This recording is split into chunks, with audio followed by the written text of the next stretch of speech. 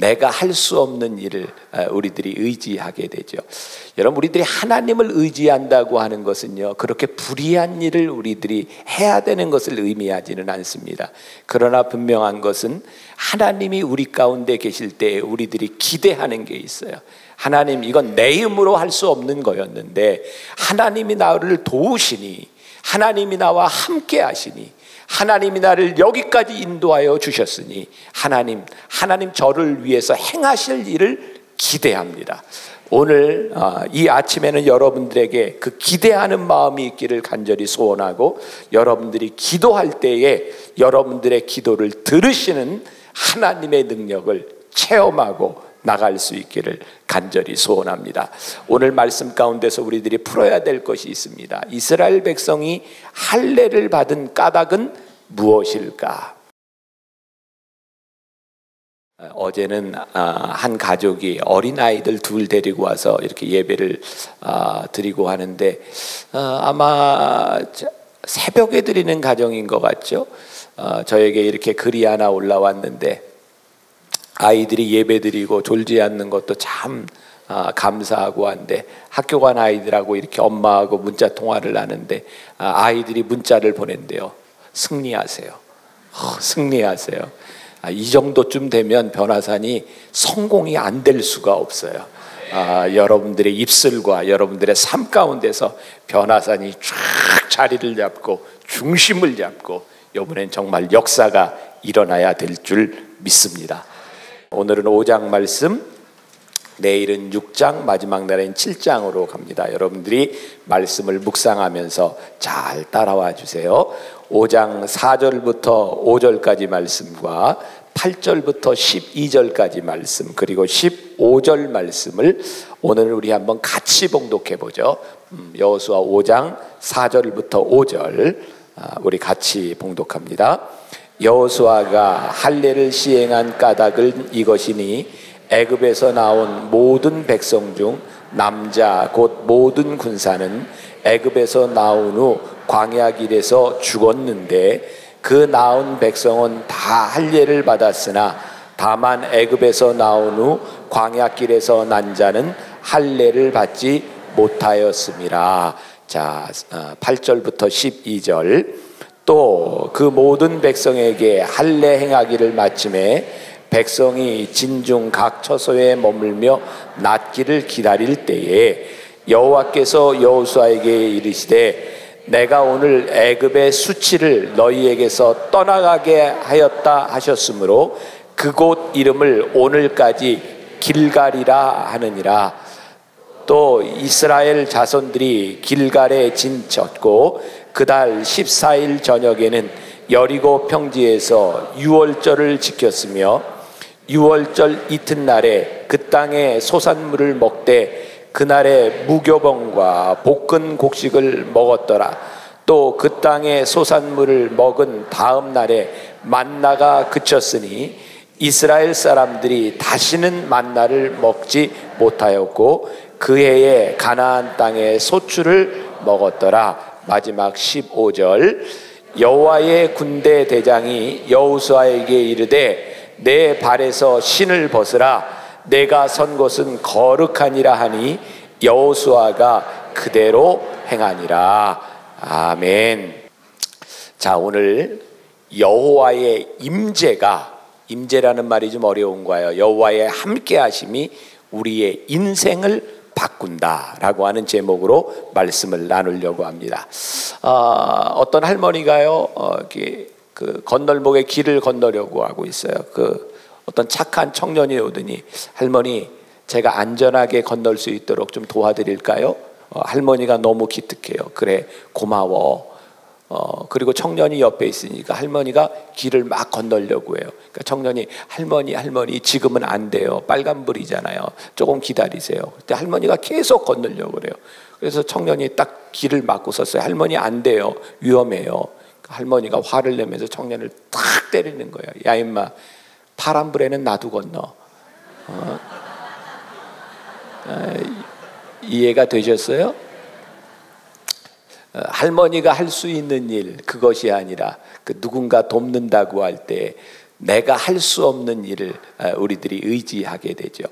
여러분, 우리들이 하나님을 의지한다고 하는 것은요, 그렇게 불의한 일을 우리들이 해야 되는 것을 의미하지는 않습니다.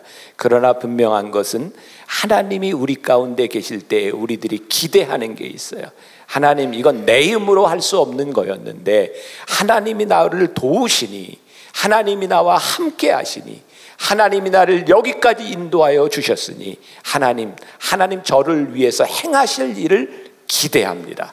오늘 이 아침에는 여러분들에게 그 기대하는 마음이 있기를 간절히 소원하고, 여러분들이 기도할 때에 여러분들의 기도를 들으시는 하나님의 능력을 체험하고 나갈 수 있기를 간절히 소원합니다. 오늘 말씀 가운데서 우리들이 풀어야 될 것이 있습니다. 이스라엘 백성이 할례를 받은 까닭은 무엇일까? 일이 잘 돼가고 있어요. 가나안 땅을 정탐했고 그들을 통해서 하나님께서 그들을 도우실 것이라는 이야기도 들었고, 하나님께서 저 요단강을 건너라고 말씀하셨을 때에 그들이 순종하며 담대하게 언약궤를 앞세우고 나아갔을 때 요단강이 갈라지는 기적도 체험했어요. 오늘 5장 1절에 보면 이런 말씀이 나와요. 요단 서쪽의 아모리 사람의 모든 왕들과 해변의 가나안 사람의 모든 왕들이 여호와께서 요단물을 이스라엘 자손 앞에서 말리시고 우리를 건너게 하셨음을 듣고 마음이 녹았고 이스라엘 자손들 때문에 정신을 잃었더라. 자, 이게 무슨 말인지 아시겠죠? 이스라엘 백성이 글쎄 요단강을 건넌 소식이 당연히 퍼졌겠죠. 그 강이 갈라지고 그 사이를 건너는 약 200만 명쯤 되는 사람들이 그 길을 건너갔으니 소문이 안 날 리가 있겠습니까? 소문이 전체 다 났어요. 사람들이 그 소식을 듣고 간담이 다 녹아버렸어요. 야, 어떻게 저런 일이 일어날 수 있는가? 군사 전략가들이 보기에는 지금이 여리고성을 딱 칠 때입니다. 왜? 전의를 상실했어요. 간담이 녹았답니다. 저들을 바라보니 우리가 저들을 이길 수 없는 사람이고, 이스라엘 백성은 반대로 요단강을 건너면서 사기가 충천했죠. 이야, 하나님께서 우리를 도우셔서 이 강을 건너게 하셨으면 저기 있는 여리고 백성 우리가 가서 능히 이길 수 있으리라. 완전히 이 전략적으로 봤을 때 지금이 전쟁의 혹입니다. 가서 쳐서 이기면 그냥 항복을 받아낼지도 모르는 상황입니다. 그런데 하나님께서 여기에서 정말 하나님다운 요구를 하세요. 우리의 생각과는 다른 요구를 하세요. 여러분, 우리들이 살아가면서 내 생각에는 이것이 인생의 혹이라고 생각하는데 기도할 때마다 성령님이 우리들에게 불편한 마음을 주세요. 그거는 아니라는 음성을 주세요. 그러면 그것이 하나님의 방법일 때가 참 많이 있어요. 내 생각과 틀리다고 하는 것이 잘못된 것이 아니라 내 생각을 넘어선 하나님의 생각이 우리를 지배할 때, 그런데 이런 생각이 기도도 안 하는 사람에게 어느 날 잠자고 났더니 꿈자리가 뒤숭숭한데 이게 하나님의 일인지 아니, 그런 거 이야기하는 게 아니고요. 여러분들이 해야 될 일을 놓고 기도하는데 하나님 앞에 기도하면 말씀이 나를 불편하게 만들어요. 이건 아닌 것 같아요. 그때에는 하나님의 음성에 귀를 기울여야 할 때입니다. 하나님께서 왜 이스라엘 백성으로 하여금 이 호기에 할례를 받으라 했는가? 오늘 성경에 우리들이 읽은 본문 말씀에 보니까 이스라엘 백성들이 광야를 지나오는 40년 동안 할례를 받은 자들이 다 죽었고 할례를 받은 자들이 없다는 거예요. 이제 가나안 땅을 앞에 놓고 하나님이 기적을 보여주셨고 들어가서 차지해서 이기기만 하는 그때에 하나님께서 그들에게 말씀하신 것은, 너희들에게 중요한 것은 그 땅을 차지하는 것보다 너희들이 그 땅을 차지하여 하나님의 백성이 되는 것이 중요하다. 너희들의 헌신과 너희들의 언약 다시 한번 나와 갱신하자. 내가 너희들에게 축복을 주기 전에 너희들이 축복을 받을 수 있는 사람이 되었으면 좋겠구나. 그래서 하나님께서 무장 해제를 시키세요. 할례, 남자들만 아는 거죠. 고통스럽죠. 특히 성인 남자가 할례를 받는다고 하는 것 쉬운 일이 아닙니다. 한 일주일 이상 움직이지 못해요. 이 군사적으로 전략적으로 하나님이 정말 엉뚱한 일을 행하세요. 너희들이 지금 가면 이길 수 있는 그때에 너희들이 지금 꼼짝하지 못하도록 하나님은 이스라엘 백성으로 하여금 엉뚱한 명령을 내리세요. 저는 우리의 신앙은요, 우리의 이성을 무시하는 것이 아니라 우리의 이성을 초월하는 일이 우리의 신앙이다. 무식한 것이 신앙이 아니고요, 이성을 초월하는 믿음이 신앙이에요. 하나님께서 우리들에게 말씀하실 때 그것을 들을 수 있는 귀가 열려지는 것. 하나님의 목적, 하나님은 가나안 땅을 차지하는 게 하나님의 목적이 아니었어요. 어제도 제가 말씀드렸죠. 하나님이 좋은 땅을 차지하도록 하신다면 가나안 땅이 아니고 더 좋은 땅이 있을 거예요. 저 근동 지방의 비옥한 초생딸 지역으로 가면 거기는 유프라테스 강과 티그리스 강이 흐르는 더 좋은 땅, 문명의 발상지가 거기에 있을 거예요. 그런데 하나님께서 그 땅을 주신 것은 하나님의 선택이었고, 그 땅을 주시든 다른 땅을 주시든 하나님이 그 땅을 주시고 축복하실 때에는 하나님이 하나님의 사람을 만들기를 원하세요. 하나님이 40년 동안 광야를 지나면서, 오늘 우리들이 광야 성전에서 예배드리면서 하나님이 우리들에게 원하시는 것은 지금 여러분들이 기도하고 있는 기도 제목이 이루어지는 것보다 그 기도 제목을 이루는 하나님의 사람, 하나님을 신뢰하고 하나님을 믿으며 하나님의 뜻대로 살아가는 사람이 되기를 더 원하신다는 거예요. 우리들이 축복을 받았으나 그 축복을 제대로 쓰지 못하는 비참한 인생이 아니라 하나님이 우리들에게 축복을 주실 때 그 축복을 잘 사용할 수 있는 사람이 되는 것. 하나님이 우리 만나교회 축복해 주세요. 대한민국 교회를 축복해 주셨어요. 그러나 오늘날 교회들의 모습을 바라보며 교단마다 싸우는 그런 모습들을 바라보며 우리를 창피하게 만들어요. 하나님이 우리들에게 축복을 주셨으나 축복을 담을 만한 그릇이 되지 못했어요. 하나님이 주신 축복이 수치가 되어버렸어요. 사랑하는 여러분, 여러분들이 진정한 하나님의 축복을 소유하는 사람이 되고 싶다면 하나님과의 신뢰와 하나님과의 믿음의 관계를, 순종의 관계를 회복할 수 있어야 여러분들에게 주어지는 축복이 아름다운 축복으로 사용될 수 있다는 것, 이것이 얼마나 놀라운 일인지 몰라요. 하나님께서 택하신 백성인데 택하신 자의 징표가 없다고 하는 것은 수치스러운 일입니다. 하나님이 여러분들을 자녀로 불러주셨는데 하나님의 자녀의 티가 나지 않는다고 하는 것, 그것은 수치스러운 일입니다. 여러분들은 얼마나 관심이 있는지 모르지만 지금 우리나라에 각 교단마다 총회들이 열리고 그 총회의 장들을 뽑는 일들이 세상 신문에 그 총회에서 일어나는, 교회에서 일어나지 말아야 될 일들이 일어나고 있어요. 사람들은 교회로 바라보는데 교회에서 일어나는 일들이 교회답지 않은 일들이 일어나고 있어요. 하나님이 택하신 자들에게서 수치스러운 일들이 일어나고 있어요. 하나님의 백성이라고 생각하는데 하나님의 백성다운 일들이 일어나지 않고 있는 것이 얼마나 수치스러운 일인가. 세상이 여러분들을 바라보며 그래, 저 사람 새벽 예배에 가서 기도를 하고 변화산에 가서 기도를 하고 온 사람이야. 그런데 그들의 삶이 수치스러운 거예요. 이것은 하나님 앞에 수치스러운 일이고 세상 앞에 수치스러운 일일 수밖에 없어요. 한옥 목사가 쓴 리더여 사자의 심장을 가져라 라고 하는 책에 보면 이스라엘 백성이 이곳에서 할례를 받았던 사건을 영적 숨고르기라고 표현하고 있어요. 제가 멋진 표현이라는 생각이 듭니다. 전쟁을 향해 끊임없이 달려갑니다. 여러분들이 여러분들의 삶을 향해 끊임없이 달려갑니다. 성공해야 돼요. 내가 노력하고 이것을 얻어야 돼요. 내가 쟁취할 것이 있어요. 하나님께서 함께 하셨어요. 하나님의 능력도 보았어요. 그런데 이 할례를 받는 이 순간 우리들의 영적인 숨고르기가 필요해요. 아, 내가 하나님께 순종하고 있는가? 내가 지금까지 잘 되고 여기까지 왔는데 내가 하나님 앞에 제대로 살아가고 있는가? 할례는 이스라엘 백성이 영적 숨고르기 위해서 멋지게 그들의 신앙의 테스트, 믿음의 테스트를 통과한 순간이었어요. 아무리 생각해도 이 할례를 통해서는 전쟁을 할 수 없을 것 같고, 전쟁을 준비하는 사람들에게는 전략적으로 이것은 도저히 안 되는 일인데, 그 할례의 시간을 지나는 동안 철저하게 하나님께서 그들을 지켜주셨고, 그 할례를 통해서 언약이 회복되었을 때에 하나님께서 드디어 여리고성을 칠 수 있도록 하나님의 전략이 나오게 됩니다.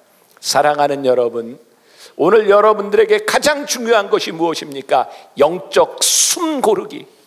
하나님, 이 시점에서 제 영적인 상태를 점검하게 하여 주옵시고, 하나님의 축복과 은혜를 받을 수 있는 사람이 되어 있는지 오늘 여러분들 영적 숨 고르기가 이루어지기를 소원합니다. 여러분들의 모습을 믿음 안에서 보기를 간절히 소원합니다. 믿음 안에서 가슴을 치며 기도할 수 있는 시간이 되기를 간절히 소원합니다. 하나님께 속한 자임을 여러분들은 어떻게 증명할 수 있습니까? 이스라엘 백성들에게는 할례를 통해서, 요즘 크리스찬들에게는 세례를 통해서 우리들이 하나님께 속한 자인들 것을 드러납니다. 이 할례는 형식입니다. 여러분들 결혼을 하면 결혼 반지를 낍니다.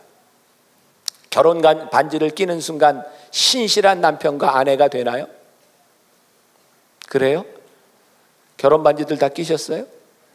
저는 결혼 반지를 늘 끼고 다니다가 요즘은 낄 필요가 없어졌어요. 아무도 날 의심하지 않아요.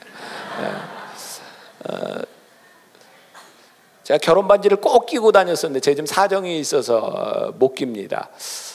제가 결혼 반지와 시계를 도둑 맞았어요. 다. 세상에 그런 걸 다 도둑질해 가냐. 뭐 그것 때문은 아니고, 이제 아무튼 저는 뭐 확실하니까. 여러분들 결혼 반지를 끼는 이유가 뭐냐면, 사람들에게 나는 결혼한 사람입니다 라고 하는 것을 알려주는 거예요.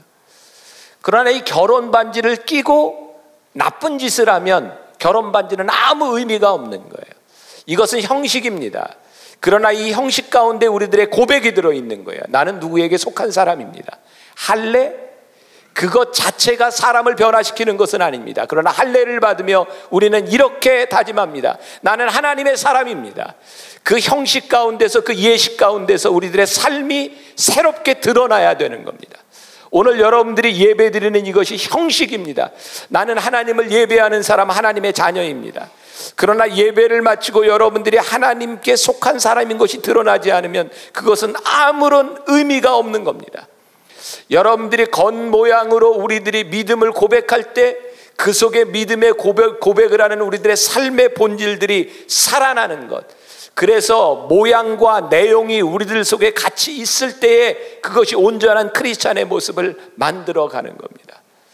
여러분들 혹시 사회생활하면서 나는 하나님을 믿는 사람이야, 늘 속으로 나는 하나님을 예배해, 그러면서 여러분들의 삶으로 그 하나님의 모습된 것이 드러나지 않는 것은 수치스러운 일입니다. 여러분들이 하나님의 사람인 것을 선포해야 되고, 선포했으면 그 삶이 본질적으로 하나님의 자녀인 것이, 하나님께 속한 것이 여러분들에게서 드러나야 합니다. 오늘 중요한 말씀 8절과 9절에 또 그 모든 백성에게 할례 행하기를 마침에 백성이 진중 각 처소에 머물며 낫기를 기다릴 때에 여호와께서 여호수아에게 이르되 내가 오늘 애굽의 수치를 너희에게서 떠나게 하였다 하셨으므로 그곳 이름을 오늘까지 길갈이라 하느니라. 제가 어제도 이 길갈에 대한 이야기를 했어요. 여러분들 길갈, 이게 어떤 느낌이 드세요? 길갈, 구르는 느낌이 들지 않으세요? 길갈갈갈갈, 그런 느낌 들지 않으세요? 사실 이 말이 의성어입니다. 히브리어지만 하나님이 돌을 굴리셨다라고 하는 그 의성어에서 나온 말이 길갈입니다. 그래서 앞으로 여러분들이 길갈을 읽을 때는 길갈 이렇게 읽으면 의미가 확 와닿을 것 같아요. 하나님께서 그 돌을 굴려내셨어요. 수치를 밀어내셨어요. 그들의 인생에 꽉 막혔던 수치심, 그들이 하나님을 믿고 있었으나 그들의 가슴 속에 없어지지 않았던 상처, 우리는 가나안 땅에서 헤매며 참 많은 상처를 받았고, 이스라엘이 애굽에서 나오기 전에 종되었던 그들의 가슴 속에 품고 있었던 종된 종의식, 하나님께서 길갈에서 길가르다 다 굴러가게 하셨어요. 그들의 수치를 없애 주셨어요. 사랑하는 여러분, 오늘 영의 눈을 들어서 오늘 이 예배 시간에 여러분들이 기도할 때 하나님께서 여러분들의 수치를 다 굴러내어 버리시는 꿈을 꾸세요. 환상을 보세요. 과거에 내 수치스러웠던 일들, 내 부끄러웠던 과거들, 내가 누구에게도 이해하고 말하지 못했던 그 수치스러운 우리의 죄악들, 하나님께서 길갈에서 다 굴리셔서 여러분들을 용서하시고 여러분들을 회복시키시겠다고 하는 말이에요. 사람들에게 이야기하기 어려울지 모르지만 하나님 앞에 여러분들의 수치를 내어놓으세요. 하나님께서 오늘 그 수치를 다 굴러가게 하실 줄 믿습니다.